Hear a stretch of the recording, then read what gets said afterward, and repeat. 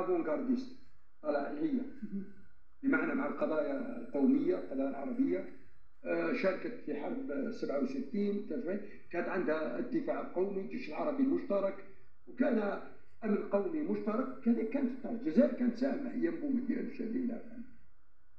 بدات هذه الجامعه العربيه تنحرف فعلا. حرب الخليج 91 لما اعطت تغطيه للهجوم الامريكي، ومن بعدها تغطيه لكل الهجومات.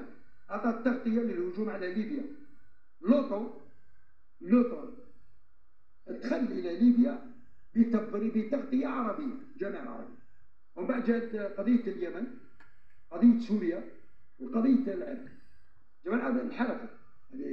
الجزائر كانت تناضل داخل الجامعه العربيه، لان محور طلائعي للجامعه العربيه. الجزائر بعد كورونا الجزائر عقدت قمه عربيه، ارادت ان تعيد للجامعه العربيه ادوارها.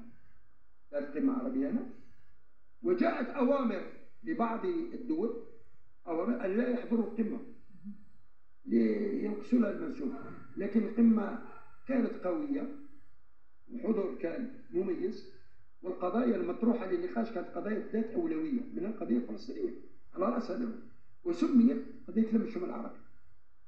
والجزائر خذت الدوريه، ومن بعد جت دوريه الجامعه العربيه في السعوديه نقولها بكل مسؤول اجهضت الجامعه العربيه، ولا اجتماع للقمه العربيه.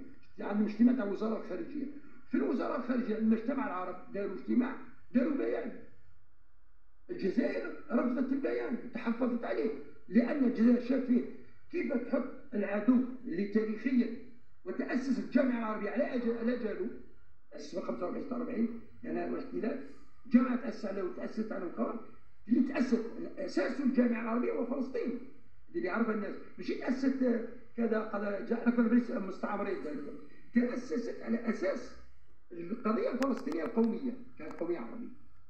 تجي تدير بيان انت في الجامعه العربيه، تدير الضحيه والجلاد، القاتل والمقتول، المعتدي والمعتدى عليه، اللي سرق له ارضه والسارق في مرتبه واحده.